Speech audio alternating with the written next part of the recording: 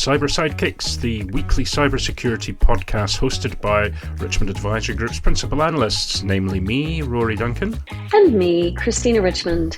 This podcast is your go-to partner for understanding the cybersecurity market, industry trends, and the real-world challenges of protecting organizations today. How goes it, Sir Rory? Not too bad, thank you, Lady Christina. I think that's the appropriate response, isn't it? Yes, probably. Yeah, I'd rather be a lady than a dame, perhaps. I don't know. Yeah. But anyway. So what have we got coming up in this week's episode, Christina? So, we're looking today at how veterans are using their military skills to strengthen cybersecurity's defense capabilities. They've long been an interesting talent pool for cyber. So it'll be interesting to chat more about that. Yeah. What else have we got? Well, another day, another cybersecurity startup. Oh, dear.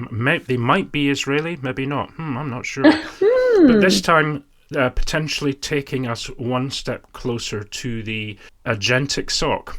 Now, I know we've talked about the way that agentic AI can be used within a security operations center, but I think, taking it to the next stage, there's a number of companies looking at that. So this will be an interesting chat to figure out what this company's doing and talk a little bit about this startup. Yeah, I think that will be interesting. I think looking at the future of the autonomous security capabilities is going to be something that we'll talk about a lot in 2026. So yeah. And also we're going to have our friend, a longtime friend of the show, Harold Moss. First time he's coming on, but he's been a longtime friend. He is a renowned cybersecurity researcher, innovator, and author. Yeah. And I've known him for quite a long time. He's been a CTO, a CEO. He's done a lot. So, yeah. And then just to remind folk, please sign up for our free monthly newsletter. So Signal, not Noise. And you can do that through our website, which is www.richmondadvisorygroup.com. And if you navigate down to the bottom of the page, you'll see that there's a sign-up option. It's free and, well, we think it's informative and interesting. So please go ahead and do that. Yeah, that'd be great. Let's cover some news now, Christina. And this is an interesting story, and I know you know more about this than I do. And it was about military veterans and their skills that they can bring to cybersecurity. Yeah, this was in Dark Reading, and it is an interesting article. It's not new, if you will, because, when I first took over the Worldwide Security Services research back in 2013 for IDC, one of my first briefings was with SecureWorks, and the gentleman who was there at that time, who was briefing me, was fresh out of the military and just starting his cybersecurity career with SecureWorks. And I've come to see over the last 12 years that a lot of military folks are mission driven. They like the mission. They want to protect. But they also like the detail. They also like the forensic in some cases, depending on what their personal skill sets are. They like the forensic analysis. They like the detail. Right. So it's the discipline, attention to detail, leadership capabilities that they develop through the military service that can translate quite easily into cyber defense. But I also think a lot of military folks, are used to that kind of cortisol, fight or flight environment. And it's hard to give that up. And when you go into some of the high stakes cyber defense areas like incident response, they get to continue that endorphin dopamine rush. I'm not saying that's a good thing, but it does make them well suited because they've trained for it. So we have seen a lot of military folks come into cybersecurity, and I think it's great that Dark Reading has called attention to it. They actually interviewed, this was Christina Beek in Dark Reading. She interviewed the CISO for Black Duck, the associate director for Phoenix 24, and the director of cyber enablement at Deepwatch. And so I think, it's been interesting to read this article. It's not new, but I think it's good to put a pin in it and look at it again. Yeah. We've touched on certain aspects of this a number of times in the last, 5, 6, 7 episodes where cybersecurity is becoming recognized as sitting much more naturally in the area of protection of critical infrastructure and national security, as opposed to sitting in the kind of in amongst IT, where traditionally technology has been. When it sits in that area, it brings in a whole different set of requirements. Confidentiality, very, very strict discipline when it comes to sharing of information, all of those things that veterans have as a matter of course, every day in their working lives. So there are some kind of accepted ways of working that veterans will be quite comfortable with, where civilians perhaps might not. There's a kind of a step change in that kind of thing. Mm-hmm. Yeah, and what's interesting to me here is that they make the transition to civilian work, corporate, private sector work, actually quite well. Yeah. Because they can carry this kernel of that critical infrastructure, national security kind of mission, they carry it well into protecting their customers for private corporations. I see we also have an interesting startup question mark, right? Wiz and Microsoft alumni launching something called Mate, M-A-T-E, with a $15.5 million seed to build AI native security operations. Tell us about that. Yeah, well, another startup, another Israeli cybersecurity vendor startup. I mean, this is a kind of a still very much a hotbed where many of these companies are emerging from, and certainly going to the trade shows we've been to recently, and then at RSA, there's whole sections where, everybody was from that part of the world because of the universities, because of the education, because of the tech sector investments and the connection between the Israeli tech startup sector and US funders. But here we are. Here's another one. And I thought this was interesting because it's in that area of how agentic AI is being used in the Security Operations Center of the future. That's what was interesting me. Yeah, so this company called Mate, cybersecurity startup, they emerged from stealth. I love that phrase, emerging from stealth. It's like my cats. They do when it's dinner time. So they emerged from stealth just this last week. As you mentioned, $15.5 million in seed funding, led by Team 8 and Insight Partners. So what do they do? So they apply advanced reasoning models and autonomous agents to the work of the Security Operations Center. And they have this platform, they say, that embeds directly into existing security tools, from SIEMs and EDRs to email security systems. And these autonomous agents begin to absorb organizational knowledge in real time. So you kind of say, there you go, here are the existing constructs, here are the security tools that are there, go learn. And then they use this combination of LLMs, reasoning models, and the agents to investigate alerts. They connect evidential alert data, they're resolving simpler incidents autonomously, that kind of stuff. That, at the best of times, AI agents are kind of designed to do. But of course, and I know we're going to hop in on this point again, it's about, when it gets more complex, right? Cases are escalated and with enriched content, giving the human analysts a clearer and more complete picture, right? So this is important. Back to the human in the mix. Well, and a lot of folks are starting to create this, right? The agentic SOC, the autonomous SOC. Everyone is still saying, but we have the human in the loop. The human is here to be providing insight, clarity, nuance, making sure that the models are working appropriately. But we are seeing the word autonomous more and more frequently. And I think we should have a discussion with Harold Moss, our upcoming guest here, because I think he'll have a perspective on agentic AI and autonomy and how it's being built, and AI more broadly. So it'll be interesting to see where our conversation goes with him later in the episode. But I think, we're using the word autonomous more and more. And yes, we keep saying, but the humans are involved, but we're also building to make this autonomous. And what could go wrong? Indeed, I can predict exactly what Harold is going to say through my special powers of deduction and prediction. But let's see Let's see. Yeah, He's not been on let's yet, see. folks, so let's see what he says. Yeah. So Mate was founded this year. Deep roots in the founders. They have cyber operations, and large scale product development. They came out of Wiz and Microsoft. Asaf Wiener was previously a product leader at Wiz and Microsoft, and he's the first Wiz alumnus to found a startup. He's joined by Oren Sabin, former head of product for Microsoft Defender XDR and Security Copilot, and Guy Pergel, a veteran of Microsoft's Threat Intelligence Center, or MSTIC, and former engineering leader at Axonius. So it'll be interesting to see, they've come out with a bang. They kind of leapfrogged from seed to Series A, it looks like, because they've got their money. I mean, that says seed, but they've got their money to build out their idea. We'll see how it goes.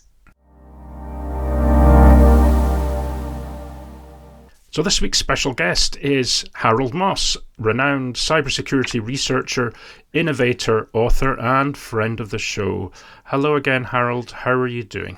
I'm doing great. Thank you for having me, Rory, and I appreciate it. Yeah, you're very welcome. You're very welcome. So what's going on with you, Harold? What's on the top of your mind? And I think the question that we usually ask folk at the beginning is, what keeps you up at night at the moment?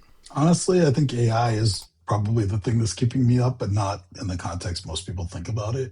Really? I think that one, it's moving faster than people realize. And two, I think we're trying to apply old paradigms to a new technology, and we're not looking at the technology in the right context.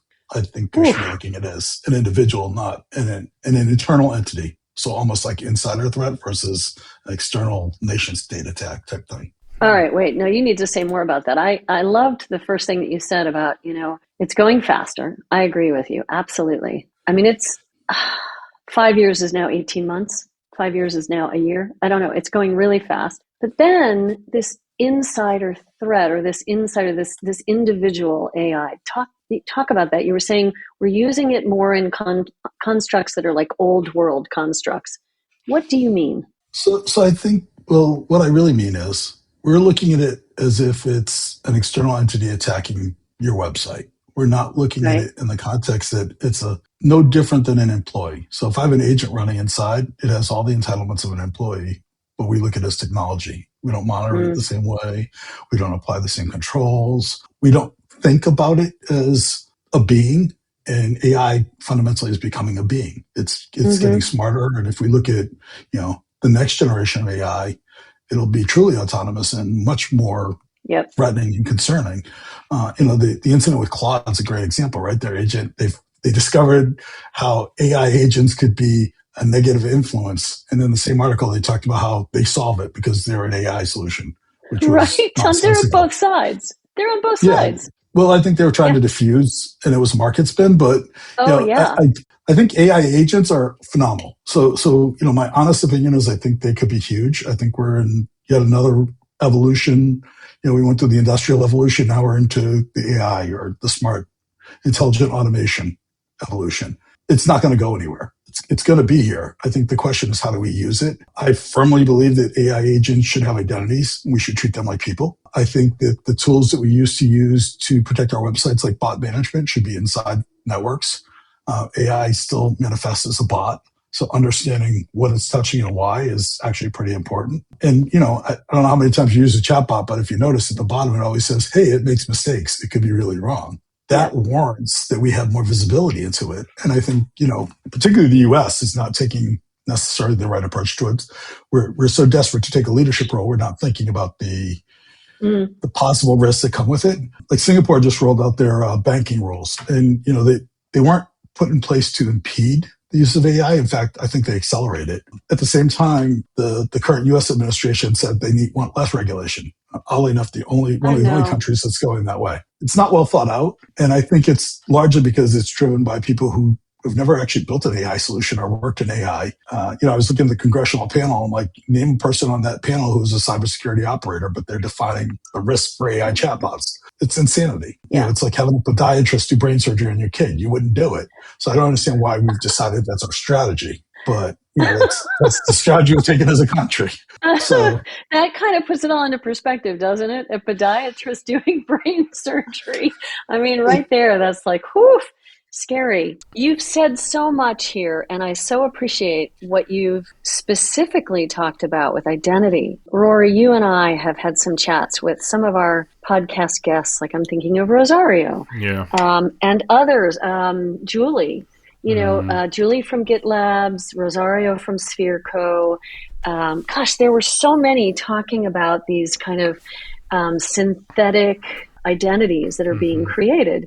And Rock, I think, Harold, you know Rock Lambros, right? Yep. Yeah. So he's talking about this as well. So I'm 100% in agreement. It's like, this is an identity that can do stuff on your behalf. If you're not setting up the policies and guardrails appropriately, if there's not regulatory control, which apparently we don't have in the US right now, then it becomes this very interesting, dangerous, fast-moving identity that can do a lot.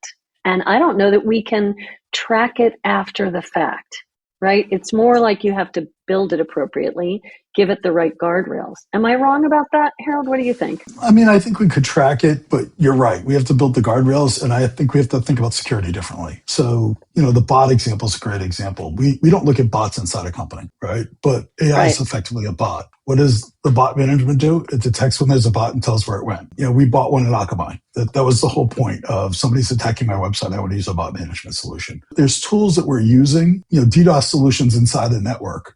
People don't think about those things. How do we start to apply things for the threat versus trying to bandage a solution by using what we know? I don't think many organizations have thought about the true cost of what this is going to be, and they're not really doing a risk assessment on it. Right.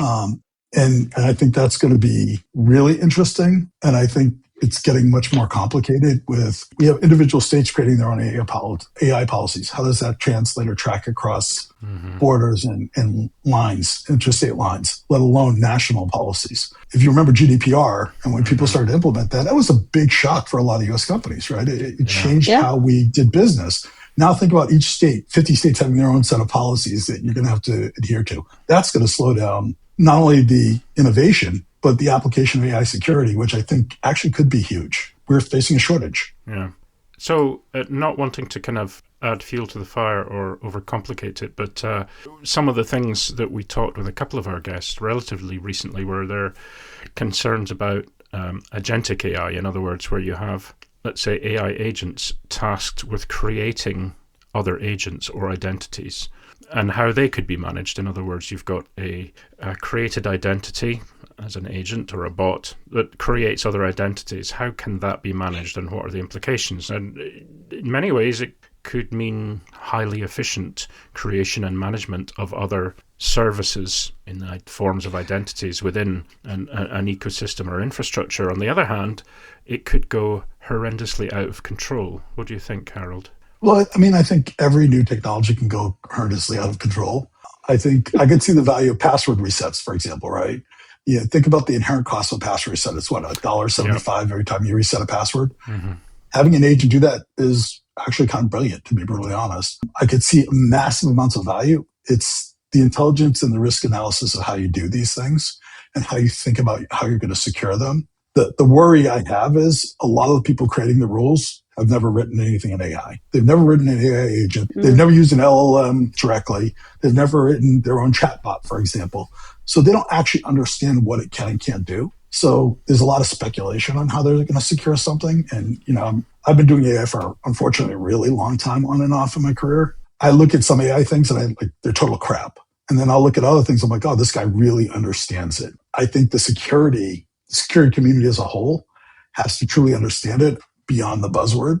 And I don't believe that's the case, to be perfectly honest. I think there's a lot of people who are experts who've never built something. They've never been an operator, yet they're out telling everybody how to secure things. And I think that is going to be a disaster because it just takes one person with a big voice who's never done something. It replicates, and the next thing you know, you have vulnerabilities everywhere. Mm-hmm. Do you think, Harold, it's the case, I don't want to overgeneralize, but it might be the case, and it is often how it works, is that those who really know the technology, how it works and what it can do, and will develop the technology as far as they can take it, are not necessarily the ones who are most concerned with potentially what could go wrong or how to protect other parts of the technology sector from it, or how it could work more appropriately. In other words, often those who are potentially regulating it are not the ones who can see how far it can be taken. Are those sort of separate roles?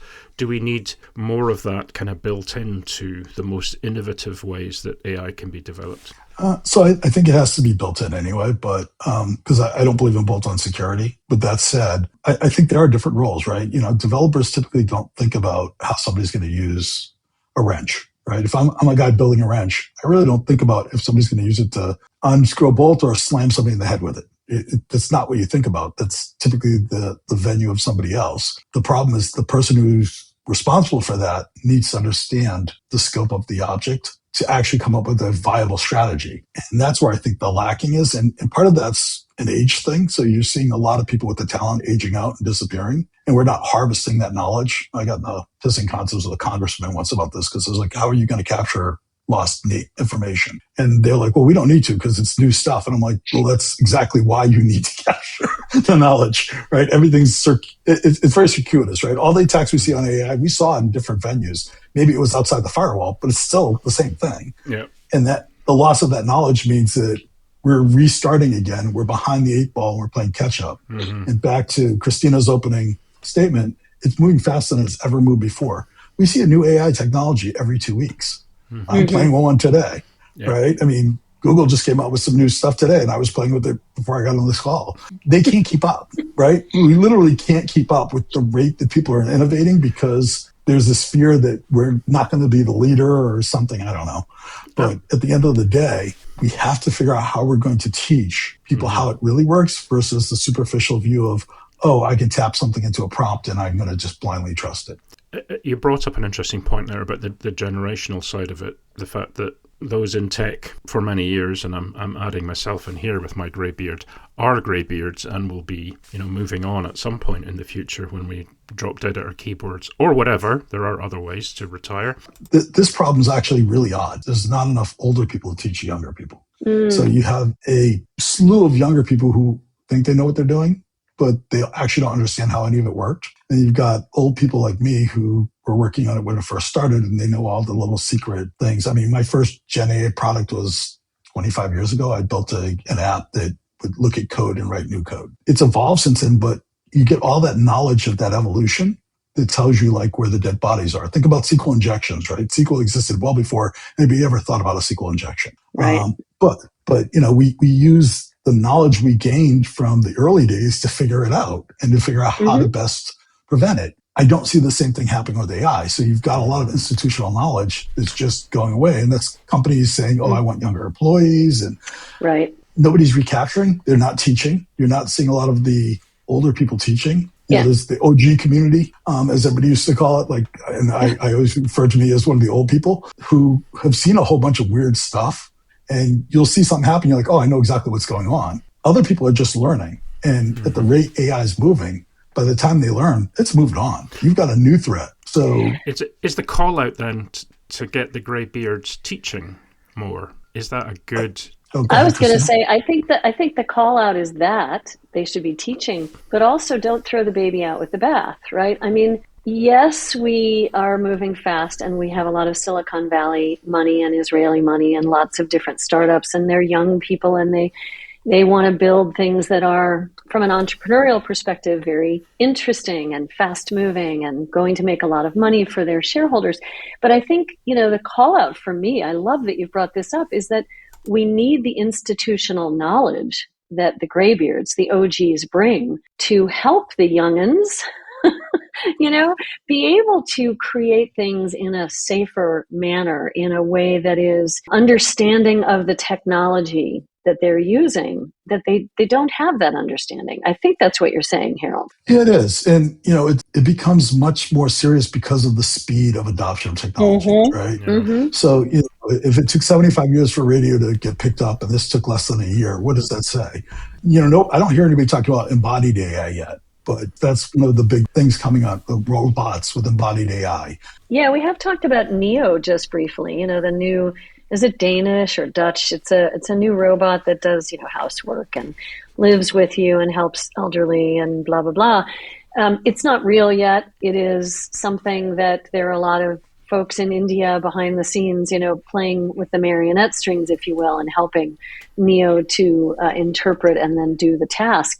But it's coming. So that embodied AI in a robot like Neo, I think is, I don't think it's 5 years. I was just debating with my son about this. He's like, it's 5 years out. I said, I think it's 18 months out. Yeah, but I think it's not even that far out. Yeah. I've already seen some of it working in my past life. I worked with an AI robotics company, and I got to actually exposure to a whole bunch of stuff that actually works. Not like Neo, where you have somebody behind the scenes. Amazon's using it in warehouses, right? They use the Unity robot, and it's actually replacing people, and it can recognize things, pick it up, move it across the room, pick up to 150-pound packages. We really need to think about how this new technology is going to impact things. Again, this is no different than the telegraph or the railroad. It changed things fundamentally in the U.S., and people adapted. And I think they're going to have to adapt to this. And the question is, what's that job market going to look like? I think we will have a very fundamentally different world in even just a couple of years. You talk about the OGs, Harold, and I certainly count myself as an OG. I feel like we're being disintermediated in some ways, but I also think we're still highly relevant and important for that institutional memory that we were talking about. Well, and it'll be interesting how we have to adapt in order to work with the fast pace of AI and all of the startups that are coming on so quickly, to be able to help them as well as to remain relevant for ourselves. Yeah, it is beholden on us as the greybeards to maintain that kind of forward-looking, keeping up with what's going on. Well, I'm an emerging tech guy, so I tend to be pretty wide, unfortunately. But I also, I always believe I've been a firm believer in always learning. So I'm always trying to learn new technologies. It just makes me happy. So I have a different motivation probably, which is maybe I need counseling and mental health, but it probably does. But, if I take that out of the equation, I spend a lot of time just learning and interested in what the newest stuff is just because I find it intriguing, right? This is the equivalent of me wanting the latest iPhone. I want to see the latest technology. I want to see where it went. And I can quickly say, yeah, I find this interesting, or, this is just stupid. It's going to be replaced with something really cool. And I'll just wait for the next thing. So you get good at parsing out what you care about and what you don't care and the maturity level. And I think that's, in a fast-paced world, that's what the new kids are going to have to do. I feel bad for kids today. I won't lie to you. I think this is a no-win situation. They don't have anybody to fall back on to ask for help. Things are moving really fast. And the expectation by corporate leaders is that they have to do this stuff or they'll find somebody who will. I don't think we've made it easier, but I also think we're doing it to our own detriment. I can look at, I hate to use China as an example, but China's actually gotten very good at dealing with this. I haven't seen the school system, the education system here do that as well. No. We're not starting kids young enough to build the skills to do it. I've been, if you think about how we taught math when I was a kid versus I teach, now there's only one way to do everything. Yeah. Before we inspired creativity. So, going back to your point, Rory, about, we're trying to teach innovation. It starts at a young age. Yep. It starts with wanting to learn and play with cool technology. Yeah, exactly. I do fondly remember the abacus. I could understand that. Oh, the abacus, right? Yeah, and then the slide rule, man. I remember the wheel. The wheel was really cool. I remember right. Fire. Do you remember Fire? That was a big moment. That was a good one. Yeah. Listen, I think on that note, please stay on after we finish up here, Harold, for just a second. But I thank you so much for coming on. This was a great chat. I love chatting with you about all things new and OG and again, this was fascinating. Thank you so much. Yeah, great. Thanks from me as well, Harold. That was awesome. We went from good practical, solid discussion through philosophical debate and back again. So that was awesome. Thank you for that. No, thank you. I really appreciate you having me. And this was a lot of fun. So thank you. Great. Yeah, you're very welcome. Thanks. Bye-bye. Thanks. Bye-bye. Bye-bye. Yeah, that was a great chat with Harold. It's always a laugh. Even though we got quite serious and philosophical at points, it's great to have him on.